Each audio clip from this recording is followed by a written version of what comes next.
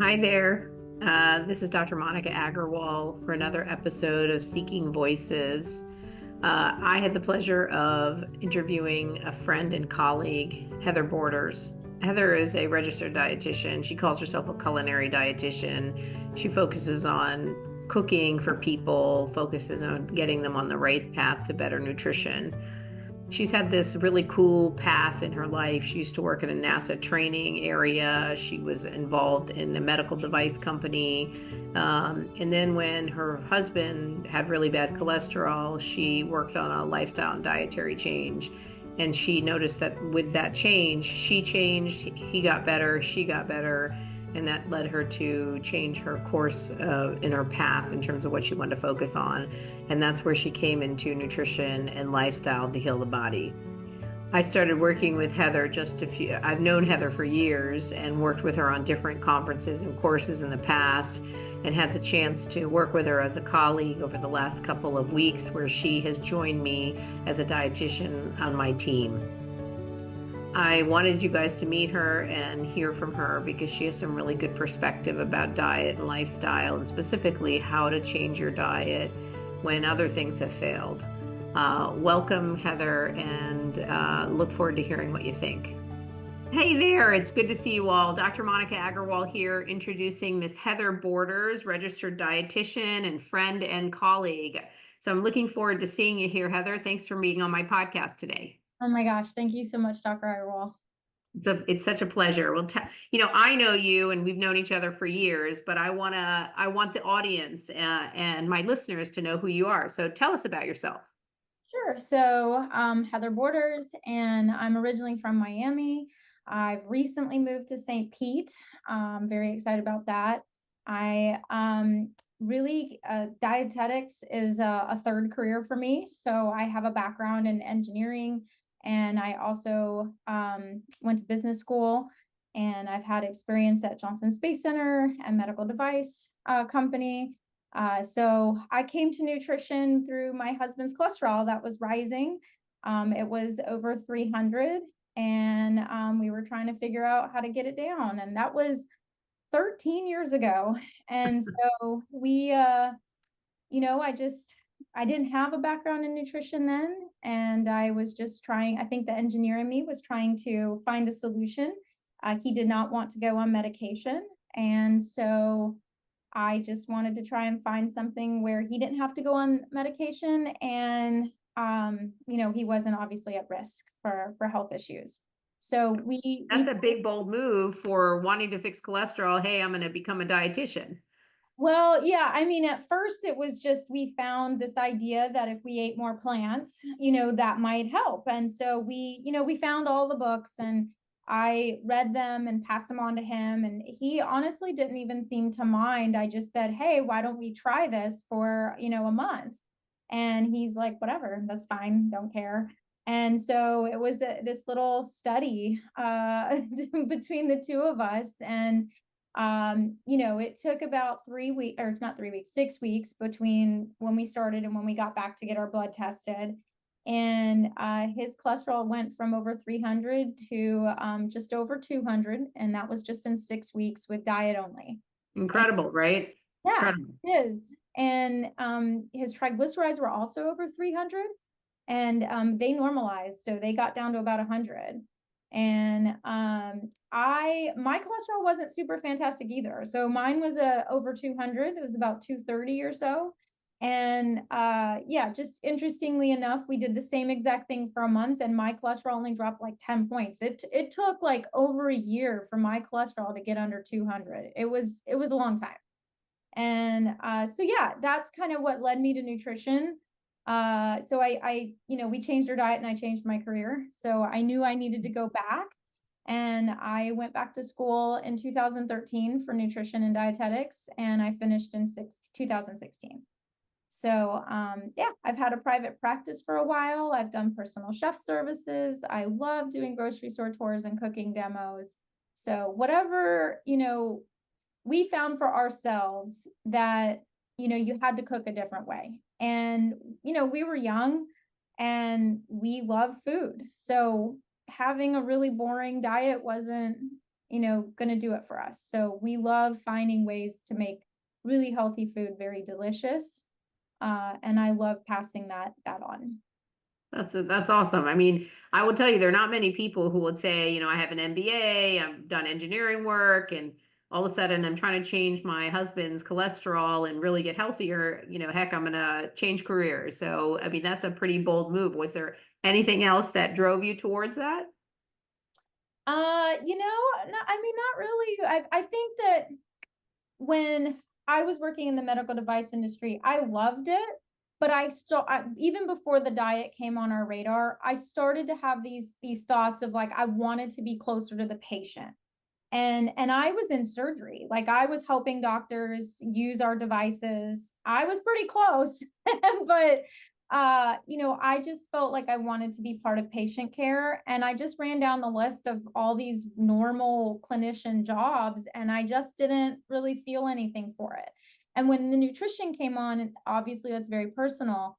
And I almost hate to admit it, but I don't even think I looked at being a dietitian. I don't know that I even knew that existed, or really it didn't pop up. And so when I got into nutrition and then I started to see that dietitian was a healthcare provider, I got very excited. And that also was part of, it just kind of aligned with where I was in my career, where I was like, I really would love to get closer to the patients. And so that was part of it.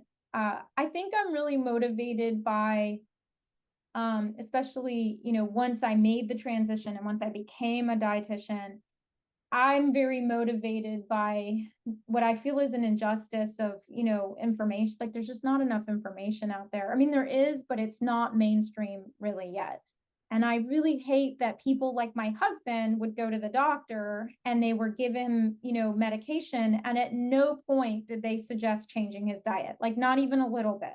And this was like in 2011. It's not like it was in the 90s or, in the 1900s, right? Like this is not crazy long ago. So Right. that makes me very angry that people are told they can't do things about their health when they absolutely can. So tell us about what you do. You said that you work in a private practice and you give people one-on-one coaching in nutrition. So tell us about that, and what do you advocate? How do you get people? Do you find that what do people struggle with in order to sort of get over the hump? Tell us about that. So what dietitians do is we provide medical nutrition therapy. And so usually what happens is people come to a dietitian with some kind of complaint, right? So they have elevated cholesterol, they have elevated blood pressure, any weight, anything you can think of, they may come with a symptom or a lab that is out of range. And so the idea is that usually if someone has come to a dietitian, they know that food is involved, and that they have some level of interest in evaluating their diet and seeing what they can do to change it. And so it is very unique and individual to the whoever's in front of me. And because everybody's coming from a different place, everyone's in a different place, and everyone wants to go to a different place. And so I ask a lot of questions, and, of course we're going to talk about food, but I'm a huge advocate for the other pillars of lifestyle medicine. And so we're definitely going to have a little talk about stress management and sleep and, social connectivity and physical activity. And so that's very important. And then just depending on the person, we will pick an avenue to go down, whatever makes sense for them and their life and their preferences. So, I like that you started by saying what a dietitian is, and I think that maybe I want to kind of spend a little time in that space, because there are so many people, as you point out, that are on social media and that are out there, that are influencers or whatever you name it. They're out there and they're advocating, eat these 5 things and eat this and you'll get better, or this is the cure all for everything, or this will reverse disease. And we all know, and people are saturated with information. And half of it, people come in every day to me to say, well, I just don't even know what to believe. And Mhm. so you are a registered dietitian. So maybe delve into that a little bit more. You said, and in terms of the certifications you had to get there, and maybe also talk about how that's different than maybe an LDN or a nutrition coach or a wellness coach. So to say that, we should honor all of these roles that people might have, but maybe understand what the differences are.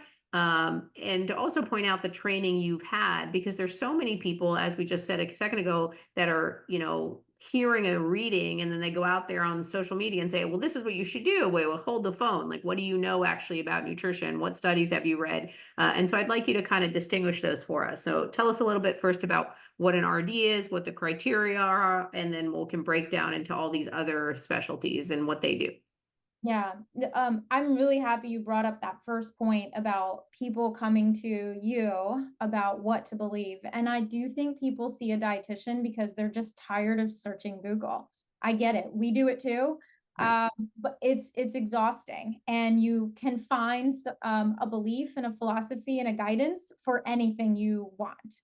And so what do you believe and how do you decide that, right? So I do get a lot of that too, where people are just honestly tired of searching and they don't know, or they've tried it themselves in some way and it's just not working. So as far as training goes, so for a dietitian, you get a 4-year degree in nutrition and dietetics, bachelor's degree. And as of 2024, any new student going into nutrition has to now get a master's degree. So that wasn't the case when I went through, but now they will, like literally as of this year, all the new students graduating will have to go on to a master's degree in order to, the next step is to apply for what we call a dietetic internship. And this isn't like your normal job internship. This is a 1,200-hour supervised practice. You have to be formally accepted into a program. And usually it's in rotation. So the core of any dietetic internship is going to have a food service rotation, a clinical rotation, and a community rotation. From there, the practices or the DIs usually have some kind of specialization. And so that's kind of how you apply on whatever you want to do. And then after that, after you finish your 1,200 hours, you have to sit for a national exam. And then once you pass that, you are now a registered dietitian. And it's really confusing as far as dietetics goes, but every state has a different rule or law as to who can practice there and what you can say and what you can do with what credentials you have. So, for example, Okay, so before you tell us the examples, can you yes. just clarify that you have done those trainings Mhm. to the internship, the sat for the qualifying exam, right? So just so we're clear, you have done all of the training to become a registered dietitian. So you are really certified in from the Academy of Nutrition and Dietetics, which I think is a really important point, is to note that she has those certifications. Go on, sorry. Yeah, no, I finished my bachelor's degree in 2015 from the University of North Florida in Jacksonville, Florida. And then I did my dietetic internship through a program called Wellness Workdays, which is based out of Hingham, Massachusetts. And I finished that in 2016. And then I hung a shingle right after that and started my private practice immediately. So, Right. yeah. Wonderful. I love that. Okay. So now that you were going to tell us about who can practice where and the differences between the different types of people providing nutrition coaching. Yep. So every state decides and if they're going to be what we call licensure states. So once you're a dietitian, you're a dietitian. However, for example, I live in Florida, and if I want to see patients that live in Florida, I need a license because Florida is a licensure state. And to be honest, every state is different. Florida, if I remember correctly, besides some CEUs, you just write a check and you get a license because you already have an RD. You have an RD credential. You have to be an RD in order to be licensed in Florida, but that's it. That's really all it is. I happen to be licensed in Florida, North Carolina, Texas, and I just got my Oregon license too.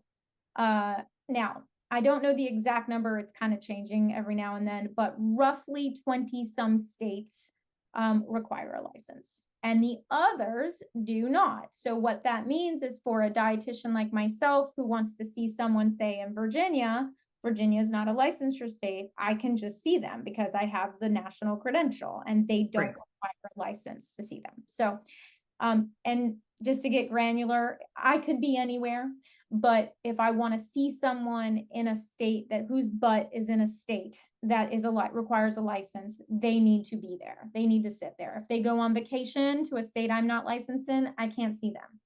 Yeah, it's these funny things. And, I Yeah. struggle with that too as a telehealth physician who people want to see me from states I'm not licensed in. And unfortunately, I just can't do that. And it's even trickier for us as physicians. So I appreciate you making those distinctions. So tell us, Heather, how we should take these other credentials you have, LDN, and then kind of separate out what that difference is between an RD and an LDN and a nutrition coach and a wellness coach. Maybe you give us your take on these other people that are out there giving out nutrition knowledge. So the LDN is the credential that's given once you're licensed in a particular state. So Okay. it's licensed dietetic nutritionist, and that means I'm licensed in a particular state. So Okay. I'm licensed in Florida, so I got the LDN. If I had never gotten certified or licensed in Florida, but North Carolina, I could add the LDN. So as soon as you're licensed in a state, you put the LDN. Okay. So Like that's an important distinction. So RD is what makes her a registered dietitian. LDN is what makes her licensed. Got it. in a particular state. Yep. Okay. All right. After that, we get a little fuzzy. There are other credentials out there. And since I don't have them, I want to be very careful on what I say because I'm not, Yeah. I'm technically not a health coach. I do not have a health coaching certificate. And I believe there is also a certified nutrition specialist. That's like another thing. Each of those come with their own scope, if you will. And so, they're just not a registered dietitian nutritionist. So by definition, all that means is that they cannot practice medical nutrition therapy, which is what the scope of practice of a registered dietitian. And so honestly, that's going to depend. What that means depends on the state. Yeah. And I can't say that I'm crazy intimate, knowledgeable about every single state. But when it comes to things like, reviewing labs and coming up with a dietary plan to help that, or coming off of a diagnosis and coming up with a food plan to help that, that is medical nutrition therapy. So Yeah. by definition, if someone isn't a registered dietitian, they should not technically be working in that avenue. Now, what a coach could help with is implementing a plan that a clinician or a dietitian has come up with.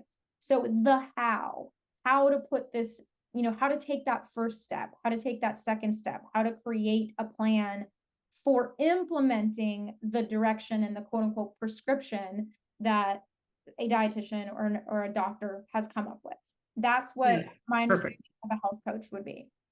Yeah, I mean, I love health coaches and wellness coaches, and I think that it's a whole line of therapists, coaches are needed because I think we do need people who can help us implement change, and so I really like that. But I just want everybody to understand the differences and pick and choose based on what your need is. But sort of also because I think, as we pointed out, there's just people are overwhelmed and everyone's out there saying that they have a nutrition something or other, and sort of making sure that people that you're seeing are trained, that you have the credentials you're looking for. So, which brings me to, I guess, to my next question is, how do we guide the average person out there to find somebody supportive, credible, and like what keys should we look for as people looking for support? What are the keywords you would want to see? Right. I think this is actually very difficult. But I'll kind of share some thoughts that I noted down. And I'm obviously a huge advocate for registered dietitians. I think that it's such a interesting field and training that you go through. It's so varied. But yeah, I'm a big fan, obviously, of finding a dietitian. But you want to make sure that the other things you want to get a feel for, honestly, are fit and expertise. And so, how do you do that, right? And I found most dietitians, at least those in private practice, are open to complimentary discovery calls. I always gave a 15-minute discovery call. Go call them, meet them. And you can tell, I'm sure they'll have questions, right? So ask your questions, see how they answer. You're gonna know pretty right away. I know when I get on a call when someone's turned off by me, and when I'm going, you know what, I'm not the right dietitian for you. You need someone else. I mean, it's pretty obvious and pretty like quick. So Okay. I would take advantage of complimentary discovery calls. I would write out a list of questions that matter to you and set up, appointments, get these calls in, get these questions answered. To get a feel for their nutrition philosophy, you might even ask them to send you a handout. I always offered free handouts to people as a resource, and you can kind of get an idea of how they're thinking in terms of nutrition. And how does that sound to you?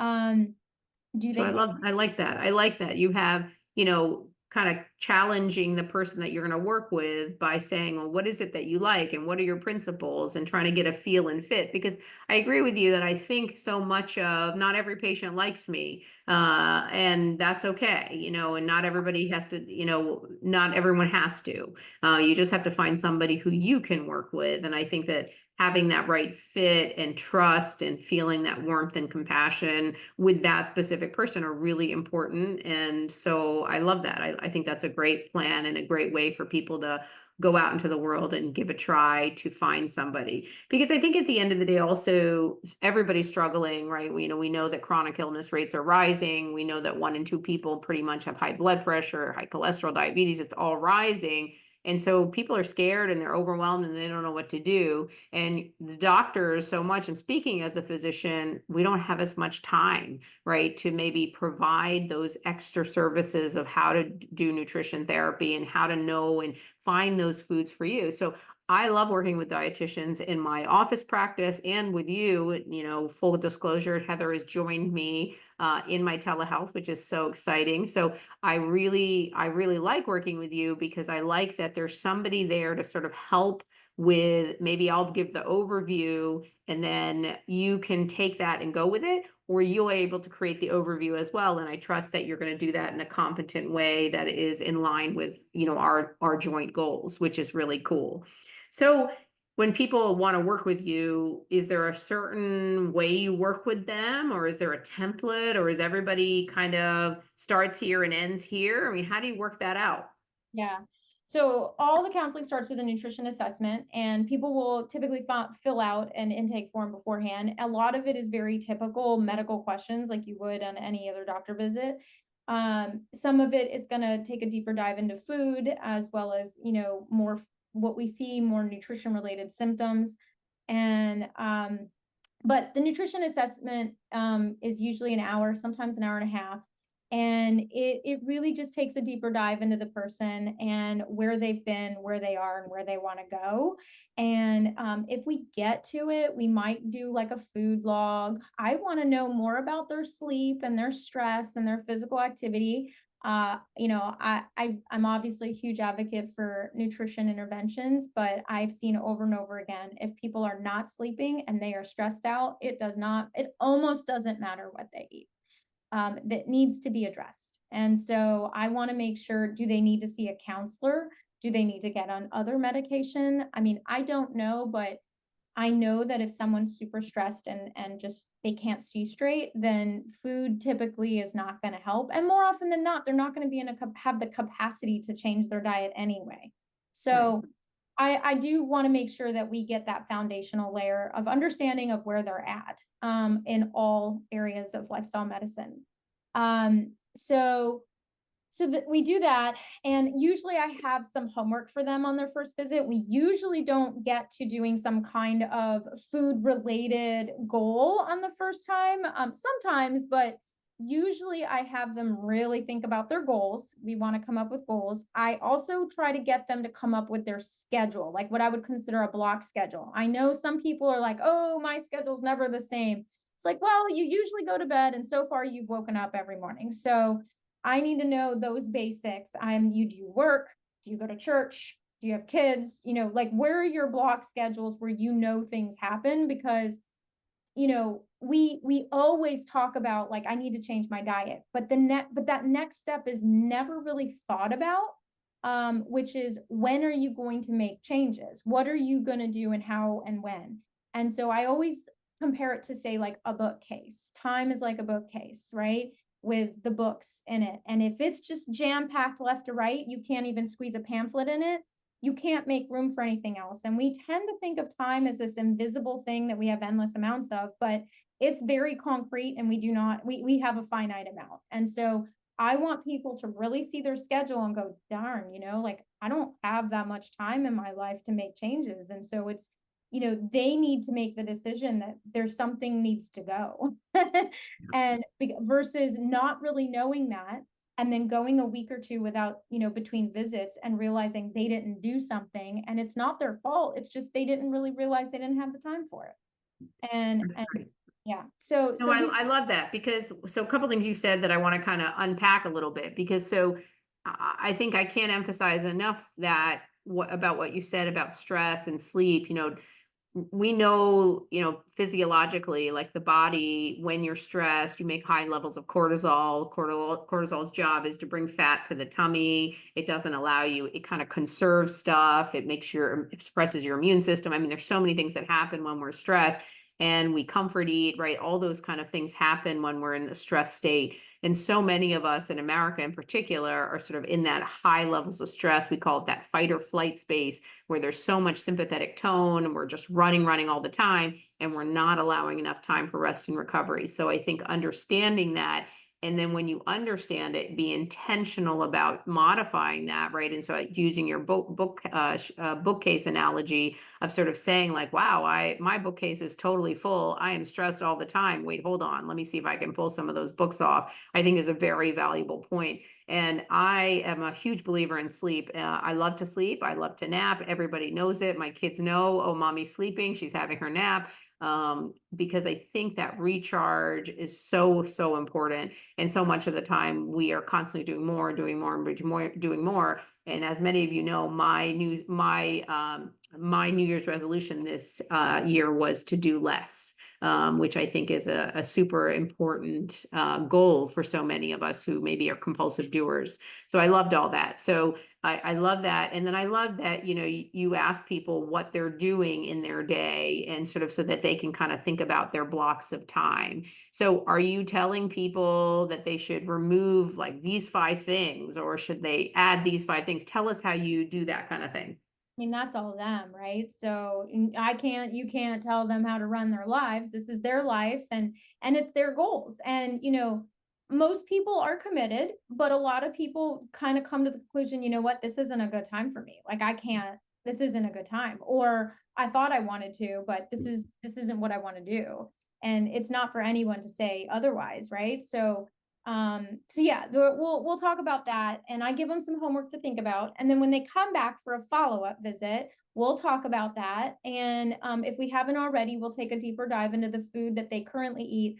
I like to know what they like to eat and what they don't like to eat. So I do consider myself a culinary dietitian, and I love, I wouldn't say meal planning per se, but I love coming up with ideas for meals for people with them, based on what they say they like. And what I find is that a lot of people like a lot of foods, and they don't buy them. They're like, I love beans, but I've never really bought them. I love avocados, but I don't really know what to do with it. Why? Okay, that's an important point. So you're saying they like these foods, but they don't buy them. So why don't people buy them, would you say? They just don't know how to cook them, or what is it that holds people back? Either they probably something along the lines, they've never done it before. So they'll say they eat it at, like, a restaurant. Like, I love beans, I'll get it at a restaurant, but I've never bought canned beans. I've never cooked beans before. And sometimes it does depend on the generation, right? So like 20s, 30s, even 40s. Sometimes people aren't really used to cooking as much. Whereas my 50, 67-year-olds, they're just wizards in the kitchen. It just depends. But I've had a client who was only cooked beans dry, and they were kind of afraid of canned beans, or people think that they shouldn't buy canned anything, or they think they shouldn't buy frozen anything. And so a lot of it is just real, people recognizing, like, yes, frozen fruit is fantastic. Frozen vegetables is a fair game, and canned fruits and canned vegetables. Let me show you what you're looking for in these things. But yes, this is an option. You don't have to buy everything fresh, and you don't have to buy everything dry and uncooked. There are some other options there. I And love that. It's so good because, people are always coming in with these goals of perfection. Like, oh, I'm going to dry everything. I'm going to go cut the wheat and I'm going to mill it and make my own bread. Like, wait, what? Like, I can't use frozen. I can't use cans. Like, I use cans all the time because they're faster and it's just easy. And so there's nothing wrong with choosing a little bit of easy or frozen fruit and vegetables, which can be really healthy for you. Yeah, maybe, you lose a little of this or that, but they're cheaper, they're easy. Like there's nothing wrong with making a few shortcuts in your eating, because it's better than going out and getting a hamburger, right? So these are things that if they work for you, go for it. Like don't let anybody else judge or decide for you what is right and wrong in your life. Really, you need to be thinking about that internally and working with somebody who feels a safe person who can help you with that. so we will, take a look at that. And proverbially speaking, we'll look at low-hanging fruit where they're like, I can eat potatoes. And it's like, do you like potatoes? I love potatoes. Let's talk about ways we can make them in a way that's, going to serve your health goals. And whatever we end with at every end of the follow-up, we usually have some kind of goal, whatever it may be. Maybe it's to look at a handout, maybe it's to prepare potatoes or some other food. Maybe it's to drink more water. Whatever it is, we go down the list of all the options, and they might walk away with 1 to 3 goals. And then the next follow-up visit, we will revisit those goals and see how it went. And I always tell people we are going to be CIA agents. So it's not just like, oh, I didn't do it, or oh, I did do it, or whatever. We're going to lean in. So if you did a goal, I need to know why. What allowed you to do that? Because we want to replicate that across all goals. And if it didn't get done, everyone's always with their tail between their legs. But I try to tell them, it's great. We learned something. Let's look. Why didn't it get done? And so the reason why things get done or don't get done are usually related to being over ambitious, or the goal was really easy, right? I already have the food. I had to go to the store, and I didn't get to the store.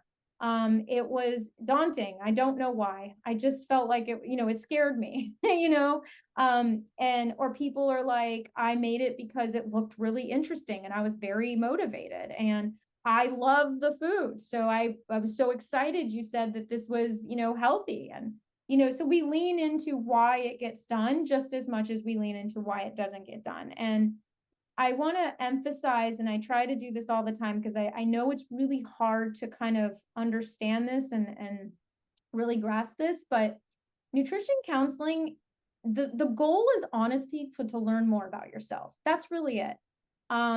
I think people come to the table with this idea that it's going to be a eat this, not that kind of relationship. I think it's going to be they think it's going to be something where they're like, oh, I was good or I was bad this week.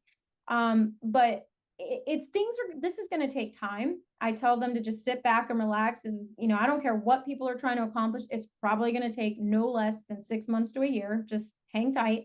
You're going to go in this like little ups and downs, and we're going to learn more about yourself. So every time something doesn't get done, because it will happen every week, we're just going to lean into that, and we're going to try to understand why, because the best thing someone can do for themselves in this process is learn how to set more appropriate goals that fit them, and goals that fit their life. And that's the best thing, because the most reasons why people aren't really succeeding at this is because they're not setting any goals. And the next reason is because they're setting inappropriate goals. So Amazing, Heather. That's fantastic. So, I think when you bring it up like that, then there's nothing that we can't, if we set goals that are more reasonable, there's nothing that we can't achieve, right? If we can just set the goal that's appropriate for us. And so I really like that. I'm going to think about that a little bit. What are your things like? Are there quick things? Because people are often looking for quick fixes. And you said this is a 6 month process and you kind of have to honor it and that you're going to screw up sometimes and you're going to succeed sometimes according to your own goals and that you have to kind of evolve. But our goal here as a team and as people who want to help you on your health journey is not to say what you did wrong and say, oh man, you did this wrong, or you screwed up, or this is great, as much as to honor where you are and sort of help people along their path, because we all mess up, or we all, whatever, screw up, or whatever word you want to use. We all don't do it exactly the way we expected. So figuring out the goals, making them be more reasonable, and then also not making yourself feel bad for when you don't do it, because life is hard and life is imperfect and you do the best you can. And we're all trying to figure out how to walk this road. Half the time I'm not getting enough sleep, or I'm overstressed, and these are things that I believe in. And so trying to remind myself to channel and on a daily basis can be a challenge even for me, who believes and lives this life. Yes. So it's okay. Our goal is not to judge each other or ourselves, and sometimes we are our worst enemies, aren't we? So you mentioned like you're a culinary dietitian. So I'm intrigued by that term. It's like you like to cook. Are there 5 things or 2 things that we should all be cooking in our day to day, or that people can do real quickly to fix their life right now?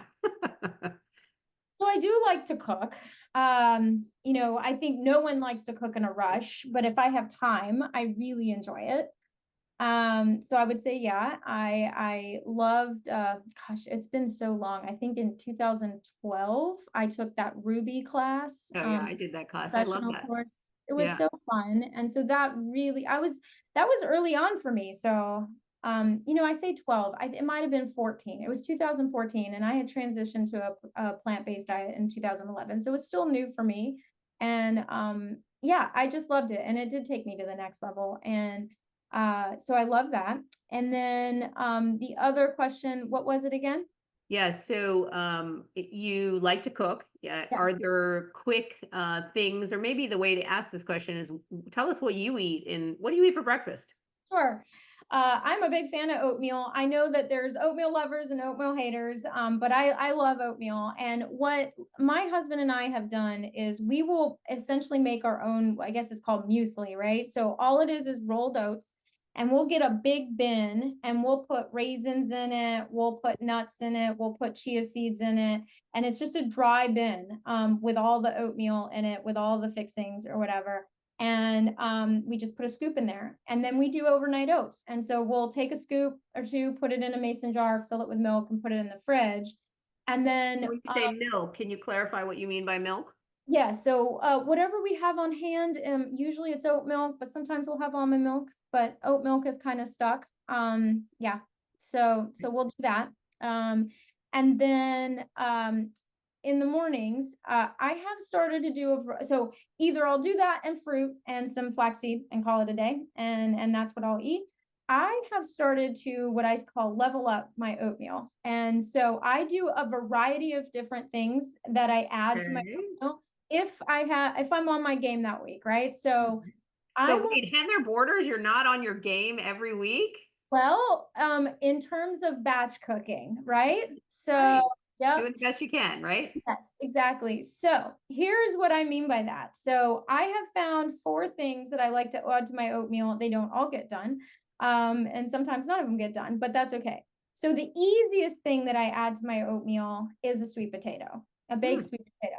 And so it's sweet, it's creamy, and I just stir in a half a sweet potato into my oatmeal, and it's a wonderful starch vegetable that I just one way to get another vegetable in. It's a starch in. I'm going to stay full till lunchtime.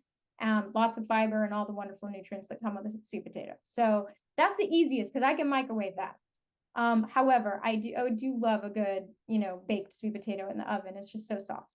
And what's great about that is I can make like 3 of them at the time and then just store them in the fridge and just go, every day, just pull my sweet potato.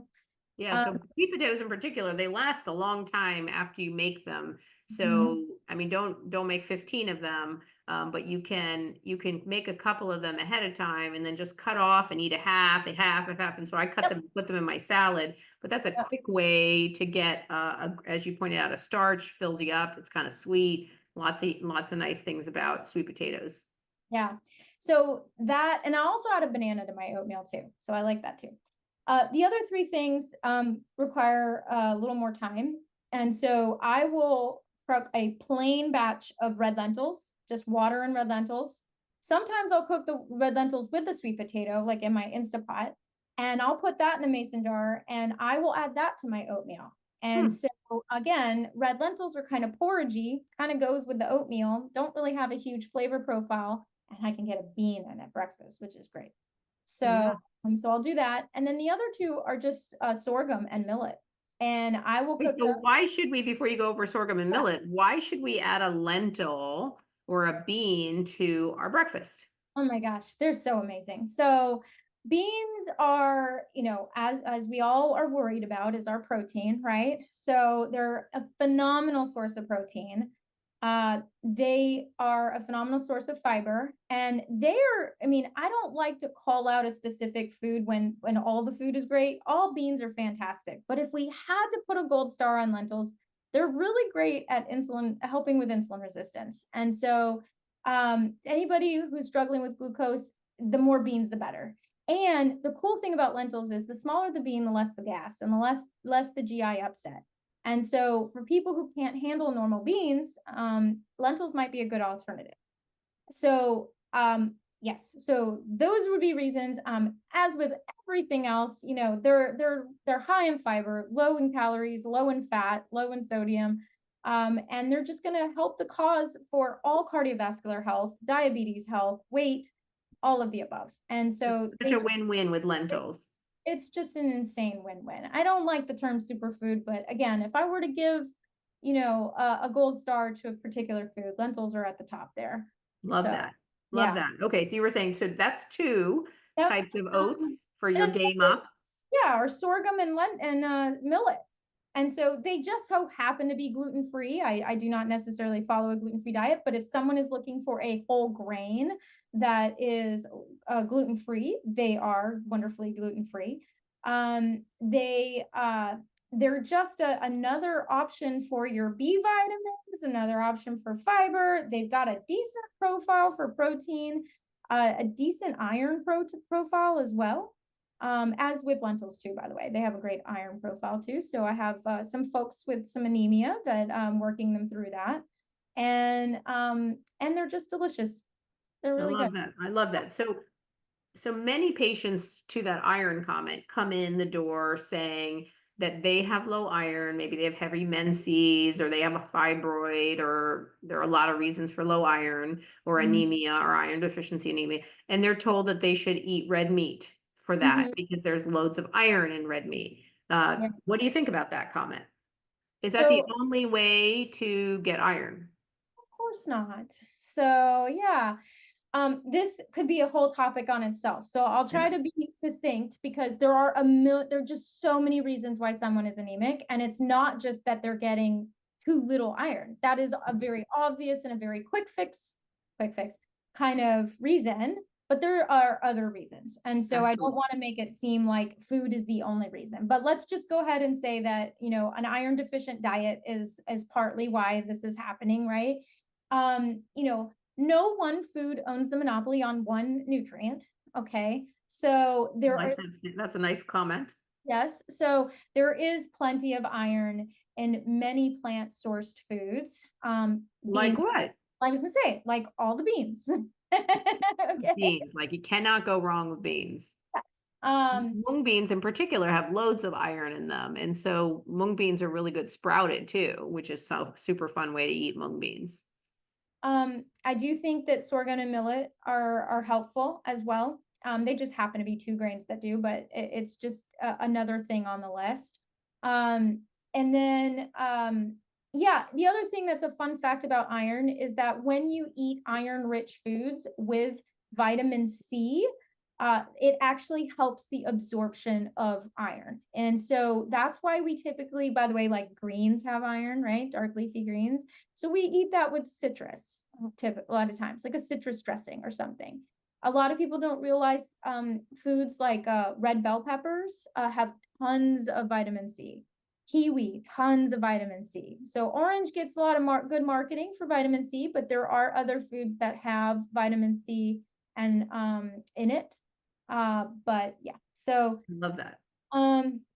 you do have to be diligent though. And so while it isn't actually a lot of food that is required to be consumed to get enough iron, it just has to be consistent. So a daily serving of beans is about 1.5 cups. If someone's dealing with some anemia, you might want to crank that up a bit. And so that's why I get beans in the morning, because one can only eat so many beans in 2 meals or one meal, you know? So it's like, let's spread it out. And if I can get 1/4 cup of lentils in my morning breakfast, it takes the load off for the rest of the day, you know? Love that. So, one of the things you brought up, what I think was interesting is you said one can only get a certain amount of food or a certain amount of beans in a day or in a meal. And I think that leads me to a question about stomach size and calorie density and and I often talk to people about getting the biggest bang for your buck. And so one of the things that happens, especially to our senior population, is that as they get older, they have less capacity. And so I want you to speak a little bit about the stomach maybe and about calorie density, and then sort of what happens as we get older and how we can maximize the space we have for the best bang for our buck. Okay. So imagine I give you a box, doesn't matter how big it is, but a box. And I tell you, I want you to stuff this with the most amount of money, but it can't weigh that much. You're not going to put coins in it. You're going to put dollar bills in it. Okay. Maybe $100 bills, right? Like, but dollar bills, right? If I tell you, I want you to fill this up, but with the least amount of money, but the most amount of weight, you're going to figure out what the weights are of all the coins and go that way, right? So that's what we're talking about when it comes to our stomach. We want to fill it up such that we're full, but get the least amount of calories. And that's So what how does that, which is the dollars and which is the coins in that situation? So if anybody has seen the very famous Jeff Novick chart of calorie density going from left to right, you have vegetables, your non-starchy vegetables all the way on the far left at approximately 100 calories per pound. And let me back up. Let's explain the definition of calorie density. So calorie density is the amount of calories per weight of food. And the nutrition nerds before me decided we're going to do calories per pound. So even though I may not be eating pounds of any one food, it's all a constant across the board. And what has been found is pretty consistently, if someone's eating an average across the day, all the food that they're eating is averaging about 500 to 700 calories per pound. So not calories, but calories per pound. That's where you're going to have a pretty healthy weight stabilization. So if someone needs to lose weight and they start eating that much, then they're going to lose weight. If someone eats less than that, they might be struggling. So you're saying that they should cut out, if you wanted to lose a pound, you would have to cut out about 500 calories to lose a pound. Is that what you're saying? So for example, I'll go down the list. So you have strong starchy vegetables at 100 calories per pound. So what that means is I could eat approximately a pound of broccoli and it'd just be 100 calories. But if we go to the far right of that chart, you have oil, right? Doesn't matter what oil, coconut oil, extra virgin oil, whatever. It's 4,000 calories per pound. Okay, so that's a that? big difference there. It's a big difference. And so let's talk about that, right? So we know that 1 tablespoon of oil is about 120 calories, but 1 pound of broccoli is 100 calories. So think about that, a pound of broccoli and a tablespoon of oil, which one's going to fill you up? So the oil. Think about it in terms of that box, I think. So Right, which one is going to fill that box more? Right. And so in terms of calories, that oil is very heavy. But in terms of space, it's not going to fill it up very much, right? So the vegetables are the dollar bills and the oil is the coins. Yeah, the vegetables are the Ben Franklins, right? And so then you move up and you get some fruit, 300-ish calories per pound. You get some starchy vegetables in there, 400 calories per pound, get some beans in there, 500 calories per pound, things And like how much that, is the oil again? 4,000 calories per pound. So wait, did you just say that I could eat a potato or a tuber and that's like 400 calories per pound, whereas a stable tablespoon of olive oil is 4,000 calories per pound? So Think for about everybody that. listening, yeah. Yeah, because right after, oil, I think is like nuts, and we'll talk about that. It's kind of a yellow versus a red, but that's roughly like 3,000 calories per pound. And then after that is like butter and dairy. And depending on what it is, it's different, but it's still about 2,500 calories per pound. So if you take that beautiful 400 calorie per pound potato and dump some butter on it, that immediately will go up to something like 1,000 calories per pound, depending on how much butter you put on there. And if we're shooting for an average of 500 to 800 calories per pound in a day, it just makes you think, let me lean on the left side. And we just need to be more cognizant of what we eat on the right side. And so it's just like a budget, and it's just about how we allocate our calories. It doesn't mean necessarily that everything needs to go away, but this whole idea and philosophy of weighing food, counting calories, all of that, even macros to some extent, that's all based on this fact of really heavily processed food and a very meat centric culture. So, and I really lean heavily on the processed side of things, because animal protein is 1,000 to 1,500 calories per pound. All the processed foods are beyond that. So, it's going to really take a dig at your bank account if you go all the way to the right and you're eating really heavily oil rich foods, heavily processed rich foods that don't have a lot, they're not high water content, high fiber content, they don't have any of that. They're taking up space, but by the time our body recognizes that we're full, we've already overate calories. And it's not your fault, it's just the way the food's made intentionally. Yeah, so pointing out that I think so. I love your box coin versus dollar analogy, which I think is super important way to think about it. And we're looking for the dollar bills and not for the coins. And then I also like thinking about, if we're looking at calories per pound, that vegetables are so low, fruits are low, potatoes are low, and then oil is like whew, all the way on the other end. The other thing, though, I think that is important to kind of think about is that meat may be sort of when we're talking about weight loss, maybe at that whatever 1,500 calories per pound, but processed foods, so like processed meats and processed foods are so much even worse than that. So as you're thinking about the things that you want to cut out of your diet, so those processed foods and ultra processed foods should really be the number one thing we remove. And 50% of the American diet right now is ultra processed foods, which is mind blowing to me to think about that half of the food that a person's eating is basically not food, right? It came out of a chemistry lab. Yeah. So really thoughtful. So I like that. So, so many interesting things you're saying, so what, and, we've had such a nice time together. And so I don't want to overtax the time. So, but you have so much, you're a wealth of knowledge. So I guess I want to maybe ask the last few questions I want to ask you are, you and I are starting to work together. I've made that very clear. What are your goals as we work together? What are you hoping to do? Like, what are your goals at this point in your life? And what are your goals as we work together? What do you want to do? What are your thoughts on world domination? All right, let's go. No, I really have just fallen in love with, I love counseling. I love the one-on-ones.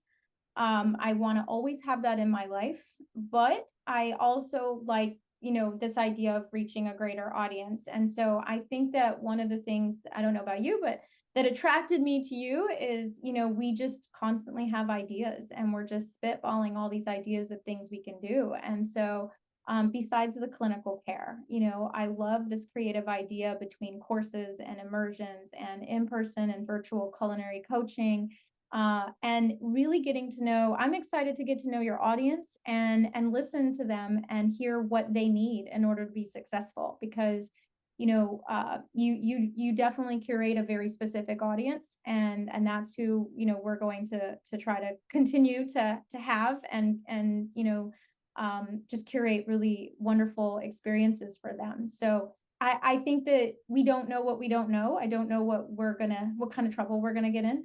But I'm excited for it. And I love, this idea of just reaching as many people as we can that speak our love language and we speak theirs. Oh, So I love that. I love that. What a beautiful thing to say. So I want to end on a thing that I hate when people ask me, but I'm going to do it anyway. Which is, what are three foods yeah. we could take in our diet on a daily basis? We already talked about things we would remove, like processed foods, and maybe we would, as our sort of big negative. So if we said processed foods is our big negative, what are three things that people should add to their diet to take away from this moment and be like, okay, this is what I'm going to do. I'm going to do these three things. I know why you say you hate this, because as soon as I say dark leafy greens, someone's gonna go, oh, and then turn the podcast off, right? So it's like, you get a list, and it's honestly whatever you will shove in your mouth happily. Yeah. So it's your dark leafy greens are really great. Beans of any kind are really great. And fruits are really great. And whole grains too. I mean, I know that's kind of a generic answer, but if you can find anything in those categories and just add more of it, and get really creative with it. Greens don't just have to be a boring salad. Find a different way to put them in your meals. Maybe it is a smoothie for you. Maybe beans need to be a black bean brownie with a lot of cocoa powder, chocolate chips, and some maple syrup. I don't know, but get the beans in. Yeah. Maybe oats. I'm running an experiment now with someone who's not a sweet person.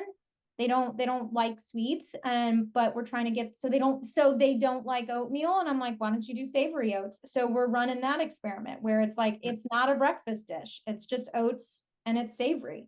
So yeah, it's really whatever someone will eat. But I would say lean on those vegetables, definitely the dark leafy greens, lean on the fruits and the beans. I think that's a really good starting. Yeah. I mean, I think I say that to you because I think it's a funny question, but Yeah. also because I think that your answer is exactly right. Like at the end of the day, we want you to eat loads of fruits and vegetables, but we don't, you're not like, we're not rabbiting this, right? Where we are, you're putting it in maybe a salad, maybe a smoothie. You're putting it into, sometimes I do toast and hummus, which I'm obsessed with toast and hummus, and I put arugula on top. Or there's just so many ways that you can add a bean to your meals. And you could hear from Heather's breakfast, even she's adding a sweet potato, she's adding lentils, she's adding sorghum and millet, and there's just so many things just to the oatmeal, right? So there's so much creativity that you can have in your kitchen. You don't have to be somebody who loves to cook. You don't have to be somebody who knows how to cook. But there's so many things that you can do on a daily basis that are easy, that are practical, that are not super expensive. You can do on a budget. You can do in a microwave. I mean, there's just things that you can do. And our job as clinicians, as dietitians, and as people who want to work for you is to meet you where you are, try to get you to learn about who you are and what you're able to do, and help you move along your journey. We are not here to judge you. We are not here to tell you what you did right or wrong. We're just trying to help you to move on your path. So on that note, this is Heather Borders, a registered dietitian working together.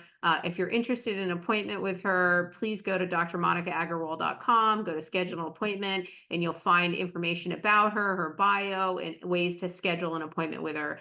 There are a lot of people out there that are going to want sort of, wait, what if I just want the nutrition assessment, which is like a 90-minute, let me just get the one time and that'll be enough. And Heather has taught me that, and I'll let you maybe end with that, which is that maybe that one-time offering really isn't enough, and it's almost unfair to the dietitian and unfair to the patient. Can you just weigh in on the one-time 90-minute nutrition analysis? Maybe if people said, well, I just want to know what I should do, and I can take that piece of information and go. Is that an effective way to learn how to eat? So one of the things that you have on your website that we came up with for the services is the initial assessment with follow-ups, and there's two versions of that. And then we have nutrition education. So I would just say it's just two different purposes. So if you have a nutrition question, if you have a culinary question, if you even have labs that you want interpreted, that would be a great idea for a nutrition education session, and you can just do a one-off for that.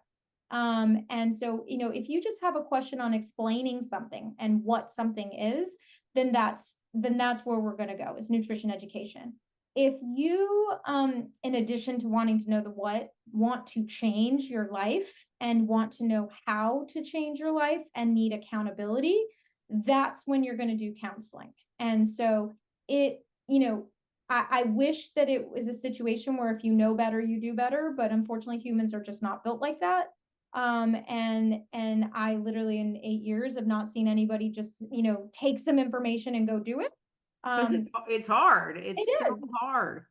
I mean, that's why personal trainers exist, right? So we are the personal trainers of behavior change. And so more than I can definitely tell you that 80-90% of what I do is more accountability work than it is related to nutrition expertise. Yes, there is some nutrition expertise that's involved in there, but it is not most of what I do. It is the accountability, and that's what nutrition counseling is for. Wonderful. Thank you so much, Heather. It's been a pleasure to have you on my podcast, and everybody take a look at Heather and see if she's somebody you want to work with. And it's been a pleasure to see you and have you here. Thank you guys. Thank you so much. Thank you.